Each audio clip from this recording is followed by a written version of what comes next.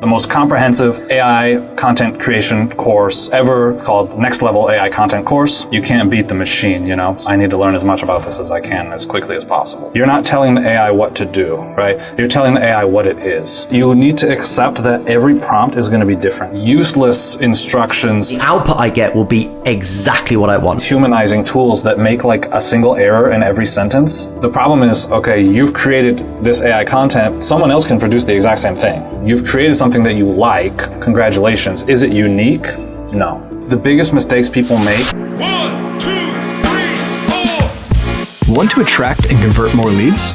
Want to learn how digital PR, branding, and SEO can establish and build your brand identity? Welcome to the Market Movers Building Brands and Links with Linkify podcast. We answer these questions and help you ramp up your brand visibility and credibility. Let's cut through the noise and make your business the talk of the town. We're your hosts, Nick and Chris. Let's get this show on the road. Welcome to the podcast. Today I am delighted to be joined by Benjamin Gorman, who is a seasoned copywriter and messaging specialist who's been at the forefront of blending AI and human creativity to scale content production. Welcome to the show, Ben. Thank you so much for having me. Really looking forward to getting into all the evil robot details of AI content. Ben, it's great to have you on. To start, why don't you just tell us about yourself and about your journey in content? Yeah, so, I went to school many years back. I studied history, philosophy, and marketing. And after that, as you probably expect, I had no idea what to do with my life. So I ended up moving abroad. I did the English teacher thing for a while. And actually, that's when I met Kevin Meng, another well-known content writer who I'm working a lot with these days. We ended up both becoming content writers, and we worked together quite a lot. I started working a lot with helping people develop their content teams, train writers, manage writers, build their content departments to increase quality and efficiency. I was invited along with Kevin to speak at the 2023 SEO Mastery Summit in Saigon about that topic. Right about that time, ChatGPT dropped. So I pivoted and I said, I want to be at the forefront of this thing. I ended up creating the first course on AI copy editing, the AI copy editing crash course. Kevin and I met back up and started doing AI content workshops. We did one before the CM SEO, Chiang Mai SEO conference last year that went really, really well. We got name dropped during the conference this year by Matt Diggity, which was amazing. And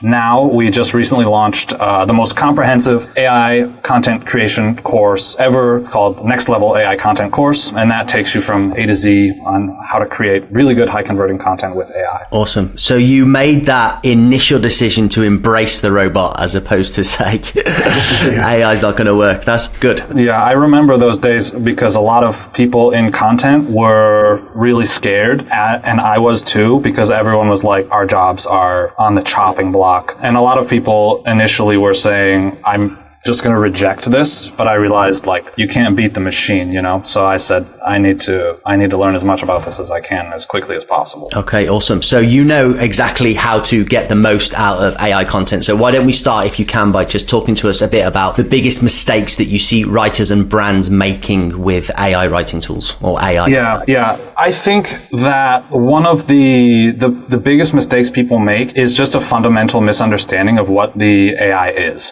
Right. So the AI is really good at appearing to be human. And so we assume that it can do the sort of logical reasoning that humans do, and that it understands logic, and that it understands engagement, that it understands that there's someone on the other side, right? So, but really the AI doesn't have any concept of a reader. It doesn't have any concept of you. It's literally just a word calculator, right? So when you start to understand that the AI is essentially an assistant and not an intelligence, then you're able to communicate with it in a much more productive way. So people make big mistakes when they're talking about, telling the AI, as I like to say, what it is, all right, instead of telling the AI what to do. So if you're telling the AI you are a content writer with 10 years of experience, you're not telling the AI what to do, right? You're telling the AI what it is. And it's going to just create the same generic content that it would otherwise, maybe with a slightly different tone.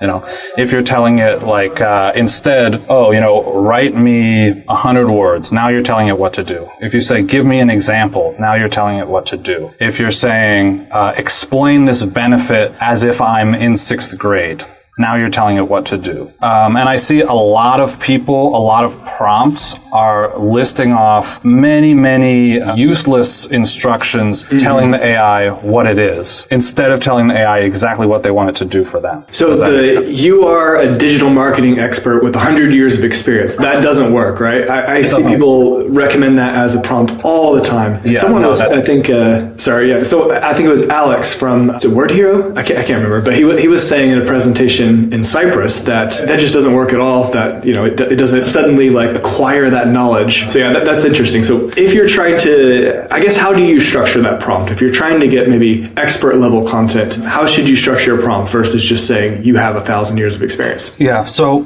what you want to do, first of all, is you need to accept that every prompt is going to be different, okay? And this is going to go back to mistakes that people are making as well. One of the biggest mistakes people make is that they are just like reusing the same prompts over and over, and they get convinced that they can use the same prompts over and over by people who are basically selling prompts, right? Somebody's like, I have the best prompt ever. It's only $49.99 and this is going to create the most amazing output. No, it's not, right? It's going to create the same generic output every time. So when you're starting to structure your prompts, you need to think, okay, every prompt's going to be different. 1. 2, you think, I'm going to need a different prompt, not for every article, but for every section of my article. Because every section of my article is going to be different. Or if you're writing an ad, you need a different prompt for every ad, or at least you need to modify and change the information. And so the structure is pretty basic. You just need, what I do is I just give a brief introduction to my prompt and say, write this many words. This is a prompt for the introduction of the article. The purpose of the prompt is this. Okay, maybe 3 sentences. Under that, you say, follow these instructions. Bullet, bullet, bullet, bullet, bullet. Now, what do you want to do in an introduction? Okay, I say, begin with a hook in the form of a rhetorical question that identifies with the reader. Next, I say, explain what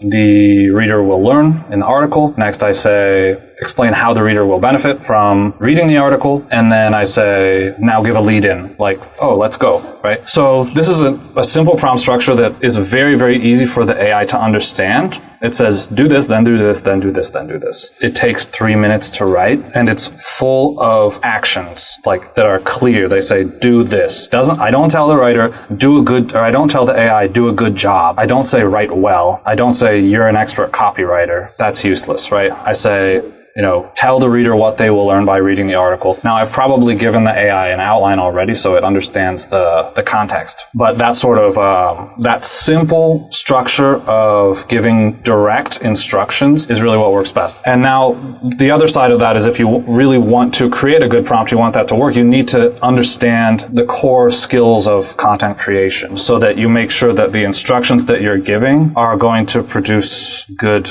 output. If you have no idea how to create content, if you have no idea who your target reader is, if you've done no marketing, then the AI probably won't help you that much. But if you know who you're talking to, then prompting is pretty simple. Short prompts work. And is this just leveraging the state of the LLM as is, or are you injecting fresh information into the models with structured prompting? So if it's a non-evergreen topic, let's say, or a very technical topic, can you still produce great content with, to quote Robert Nichal, shit in, shit out, isn't it? So are we just getting the best we can from the models with prompts, or are we also adding fresh data into that with the prompts alongside it? Yeah, so that fresh information, that's important, right? But from my perspective, I'm not just thinking about like fresh data, right? To me, it doesn't matter. I mean, it matters if there's a recent study that the AI doesn't know. Okay, that matters. But what really matters when it comes to engaging a reader and eliciting action is to speak to that specific reader, speak to that specific target. That's that fresh information that AI doesn't have. Right. If I'm speaking to US women about Ozempic or something, the AI is going to give me some generic information and say, oh, well, this is helpful on your weight loss journey and women really like this and blah, blah, blah, right? It's really generic. It's not really engaging. If I can do a little research into that target, I understand that target, and I put that value, that helpfulness into the AI, I say, give this example. or I say, write a metaphor about Ozempic and weight loss relating to, I don't know, off the top of my head, something that the target identifies with. So that's that fresh information that I want. I want that value that really hones in to the target. Of course, you need to do your fact checking and see if there's recent studies like, have prices of these pharmaceuticals gone up? AI is not going to give you the most recent information. But yeah, adding that fresh input from a marketing perspective, from an engagement perspective is what you really need to do. And fact checking, I think a lot of people, when they realize how much fact checking they need to do, they think AI is still a long way off. But I think even if you outsource your writing, you need to be fact checking, right? Because human writers are just as likely to either get stats wrong or make stuff up just to get the job done. Nowadays, more than ever. And you know what? Your writers are getting all their information from AI. And in terms of fact checking and raw data, I think you don't have to worry about that as much. Like, that's what the AI is actually good at. If we go back to pharmaceuticals, if I say, what is Ozempic, and explain, its active ingredient and the mechanism with how it works and all that stuff. Like, previously I would have had to do a bunch of research for a long time to figure out how that works and explain it. But the AI knows that data. It knows those facts. Right? So that's not really the sort of information that you need to put into your prompts. For that, it can be really, really helpful. But yes, you still do need to fact check, and you still do need to be aware that any writer that you're hiring, any human writer you're hiring, they're just going straight to the AI. I think that's really interesting. So that almost describes the current state where we are with the AI. So I use AI a lot personally. So I had to write quite an important letter recently. And the way I use AI is I'll speak into a voice note for 5 minutes, 10 minutes, ums and ahs, but I think I've got quite a good grasp of the English language. I speak relatively well, and I'll just speak into a voice note for 5 minutes, however long it takes me to sort of get my points across for a letter. I'll copy and paste just this block of text into AI, and I'll just ask it to rejig this whilst maintaining my exact linguistic flurry and tone of voice and style, just correct for grammar and logic if necessary. And the output I get will be exactly what I want. It'll pass all AI detection tools, and it looks fantastic. On the other side, you're saying that if we are just getting AI unprompted or with bland prompts to give us an output, it will get output that's, may read as AI, but is, relatively decent content, but it's not doing what we need it to do as a content marketer. It's not going to resonate with our specific target audience, and that's what we have to learn how to do with prompting. Yeah, exactly. And I mean, you've described two very different things there, right? One is very much like an assistant where you're feeding it information and just telling it to modify the information, right? So that sort of thing it's really good at. If you're using it for sheets or spreadsheets, it can take the data and if you give it the data, it can take it, it can categorize it, it can do all sorts of stuff with it. If I feed it a terrible email and I can tell it to turn it into a beautiful email, it's going to be a beautiful email. These are the sort of things that robots do well, right?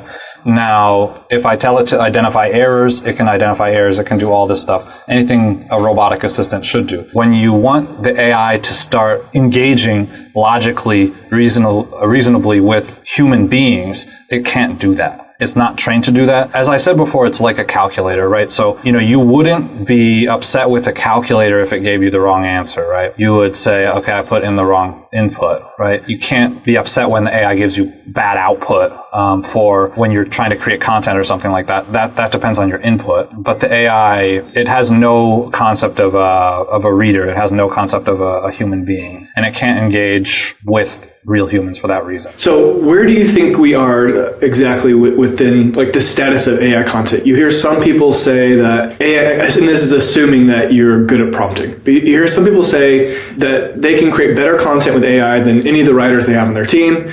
Other people say we're maybe a few years off from AI content that's indistinguishable from human content. Where do you think we are? I think that we're at kind of a turning point where we've gone through the hype of ChatGPT and Claude and all this. Everyone dumped all their writers. Everyone jumped on board and printed AI content. Many people got burned. And nowadays we're seeing a lot of people turning away from AI again, especially in e-commerce. They're going back to human writers. They're looking for ways to get their quality back up. They want to find a happy medium, I think there's people on both sides, but it doesn't really matter what you believe. AI is always going to be a part of content creation from now until forever. right? And I think really the people who are going to benefit from that will be the ones who are looking for that happy medium. Right now, the people who say, I don't need humans, I can do everything with AI, I don't really believe that. I think that those people probably don't have a very good idea of what quality content is, and maybe they don't need that for their purposes. But for people who want to maximize lead gen and conversions and all this good stuff that we want, we need to be creating the highest quality content that we can. The people that will win, the winners are going to be the ones who say, okay, I can't generate 100 articles a day, but I can generate 4 to one person, where previously I could only do 1 per one person. Right. And so you're going to get big wins there, and you're still going to be able to maintain quality as long as you have the right processes in place. Yeah. It's got to be based on the end goal, I suppose, doesn't it? We saw a copywriter called Dave Harlan speak in Ibiza last year, and he does a lot of enterprise copywriting for huge companies. And this could be like, 2 sentences on a social media post, which takes him, a long time to craft, but you can just tell it's not been written by AI. And the purpose of that and the ROI of that being done well is huge. And it's hard to imagine a world where AI will ever take that over. I read a lot of the UK broadsheet newspapers, and you can tell when it's been written by real journalists, and it's wonderful to read and it's beautiful. So AI content detection then, where are we with that? Humanizing AI content, what's your stance on if we should be doing that and how it can be done effectively? Well, I would say AI detection and humanizing AI content, definitely very different things. A lot of people say humanizing AI content is just beating AI detection, which is false, 100%. I train writers all the time. I get a lot of applications in. I can tell it's ridiculous. Like, people try to pass AI detection, but with these humanizing tools that make a single error in every sentence. And it's like, oh, great, you passed AI detection. Now your content sucks. It seems like it was written by a little kid. It's still bad. It's still AI. It's like the LinkedIn comments that you get really quickly if you make a post, and it just addresses your exact points that you've made in your post and says, oh, I really agree with da-da-da-da-da. That's really interesting. And you just think, it's just an AI bot. That's so obvious. All of our best friends on social media will be AI bots very soon. Yeah, but it's true. And I think for a lot of people also, I see people posting all the time on Facebook, like, check out my content. Look at this amazing content I produced with AI because I have an amazing prompt. And I read it and I'm like, this is not good. You think that it's good because you don't see it next to all the other AI pieces that are exactly like that. And that's another thing I see in my work all the time is I'm asking writers to submit samples to me, and it's all on the same topic, right? So I can just do quick evaluations, see who's got the chops and who doesn't. And 80% of them end up using AI, just raw AI output. And so I get the privilege of looking at a bunch of the same submissions, all generated by different people, same topic, with a slightly different prompt, but basically all raw AI output. And it's kind of like, seeing the Matrix after a few minutes. You don't need to test it anymore. You start to see okay, maybe the AI is not creating the same content every single article, but you read 4 articles and you remember, oh, it used that same metaphor in the first article, Oh, it used the same phrasing. It uses the same kind of grammatical, little stylistic things. And then it starts using the same words. And then you're like, okay, it said PhD here, it said PhD here, it said PhD here, it said game changer here, game changer here, game changer here. And it all just bleeds into one another. So it's not even about oh, I think my AI content's good. The problem is, okay, you've created this AI content. Someone else can produce the exact same thing, right? Because they have the tool. There's no barrier to entry there. So you've created something that you like. Congratulations. Is it unique? No. Is it valuable? No. And that's where the human element needs to remain. And I think it will remain. Doesn't matter how good the AI gets, as long as there's no barrier to entry, everyone's going to be producing the same thing. So how do you get rid of those phrases? So I see a lot of people have them in their prompts, right? They're don't use these phrases. So when you're looking at humanizing AI content, getting it to sound more human, I mean, I'm sure this is on both sides, the prompt and the humanizing aspect afterwards, you're editing. Maybe just walk us through that. It says some of that in the prompt, and then what goes into humanizing once you get to the editing stage? Game changer. Next level AI content. Written with AI was it, the title? I hear it's a game changer. Yeah, so I don't put that stuff in my prompts. I have, a different sort of system which we teach in the course where we, usually make a custom GPT, and the custom GPT includes all that broad stuff that it should never do or it should always do, right? None of the specific article specific stuff. So that can be helpful to create a custom GPT in ChatGPT where you're like, never do this, never do this, never do this. Now, I also believe it's somewhat of a waste of time unless there's some really egregious ones that you just hate. The way the AI works is that it will take away that one cringe word. And it's just going to go to the next one, right? And it's going to replace it with another cringe word, and it's going to repeat that same cringe word again and again as if it were the first one, because it knows it can't use the first one, so it's just going to keep using that one. And then you're going to say, don't use that one. Now it's going to continue to go down the list of more and more obscure words that sound more and more cringe until you're just pulling your hair out. And so it's not super helpful. I've also tried to get it to stop saying things like, in a modern digital landscape, the way it starts every article with that clause with a little comma, I've tried to get it to stop doing that. It loves doing it way too much. It's like it has a database of cringe words, right? It just picks which one. The sad thing is those are our words. It learned from it. Yeah. So where does your process involve that humanization element then? If you're not gonna, I assume you're gonna have those cringe elements, those like auto AI detect sentences, phrases. At what point are you then using the AI in order to get your content and then stripping out the stuff that screams AI's been used? Yeah. What I think the best way to do it is when you're generating section by section, to do most of your editing after generating each section instead of after generating your entire article. When you generate one section at a time, then that context, the memory of that is fresh in the AI's mind. So you can just immediately riff off of that. You generate a section, you don't like something, you ask the AI immediately, rewrite the second sentence, but give a different example. Or rewrite the section, but remove blah, blah, blah. So you're getting the AI to do the editing for you. Okay, so it's human edited from your human input, but you're using it still as a chat GPT in order to guide it. Does it then sort of learn your style as you progress through the sections, or learn more what you're after? Not really, no. I mean, the information that I put in the back end is contextual information, tone information. So it's already hopefully writing according to my style and my tone. Now I'm just kind of tweaking it. If it gives an example I don't like, for example, I say, this example isn't clear. You need to create another example that is more in line with the functionality of the product.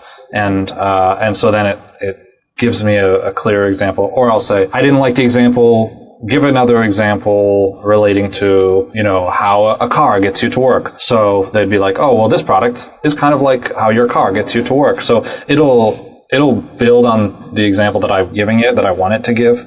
So I'm giving that human input, but I don't have to do the work, right? I'm telling it what to do, and then it's filling in the blanks, doing the writing for me. So by the time I get to the end of the article, by the time I have it finished, I just need to do a basic proofread and remove some of those little AI bits and pieces that I don't like.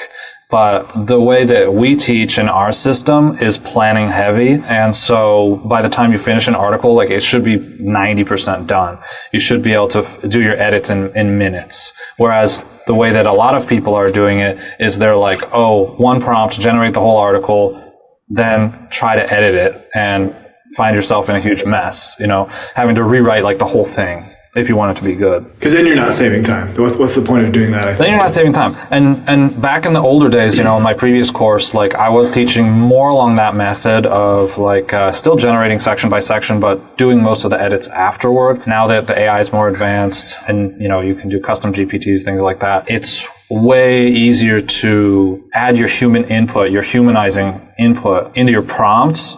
Build your prompts, do your research and build your prompts first. And then you're going to have very valuable prompts because you're going to have all the info that you really want in the article that's really engaging your reader. That instruction is already going to be in your prompts. So now you just have to slap them into the AI, generate, tweak with the AI as your assistant, and then remove those little cringy bits at the very end, same as you would proofreading any article. How much instruction needs to go into coming up with the tone and the format you want to, well, not the format, sorry, just the tone. Is there a lot to that, or could it be as simple as write like Seth Godin and telling it to write like somebody else? Yeah, simple as that, really.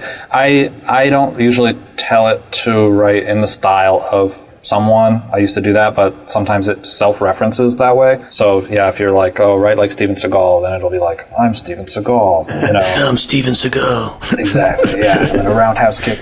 It's my nan's favorite actor, Steven Seagal. It's crazy.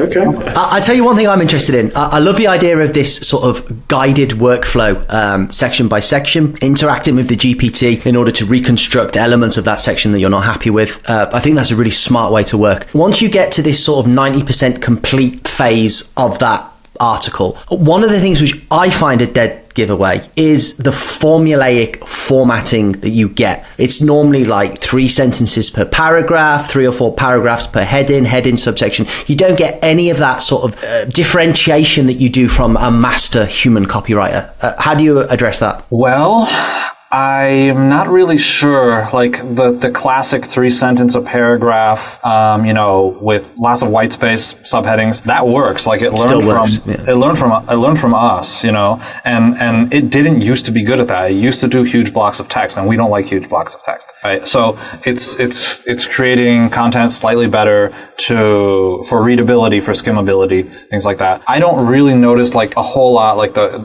formulaic element in terms of the readability, whether it's AI or not AI. I do instruct to actually make it more readable, to do that even more.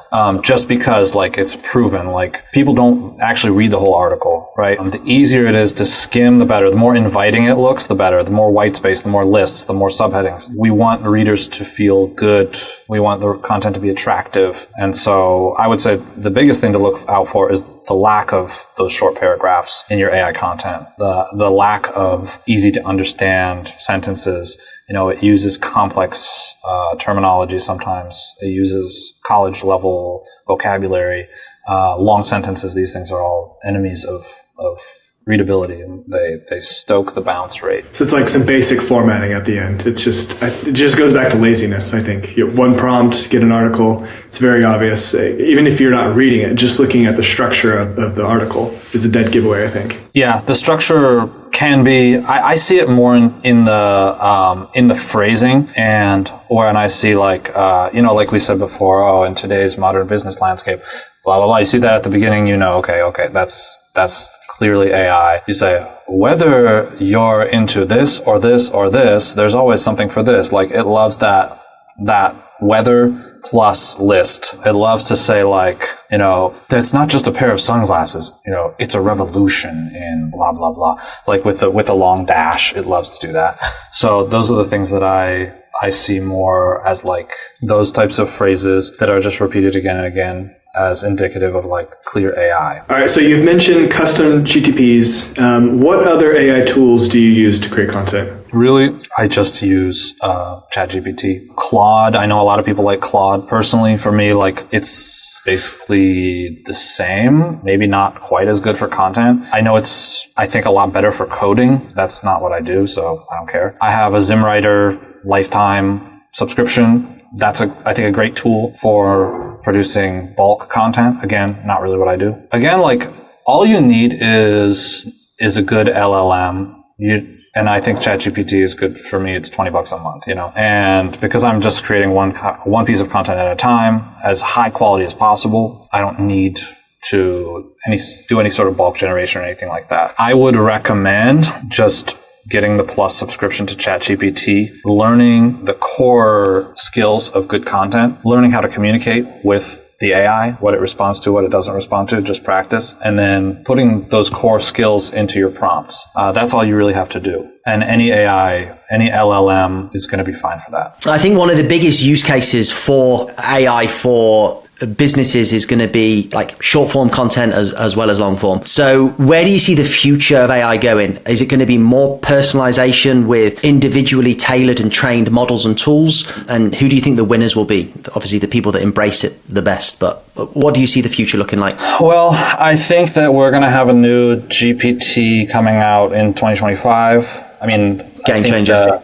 A real game changer. The Pro subscribers, I think, already have access to the I think it's the O1 or O3, which is the next level, right? And then we have this is going to be a big year for AI video generation as well. So we're going to start to see like massive amounts of AI generated videos. And that, of course, is going to have a big impact on things like ads too, because right now to make a video ad, it's kind of annoying. But when you can AI generate your video ad, that's going to be, you're going to be able to pump video ads like crazy. In terms of short form and long form content, I think the AI will become better at remembering context. It will become better at following more directions. It still doesn't change the fundamental issues with LLMs that they cannot communicate with markets. They cannot communicate with readers. Like when I'm writing content, I am writing as if I'm communicating with the person who's reading. That's how I connect with them. That's how I engage them. The AI is never going to do that. I think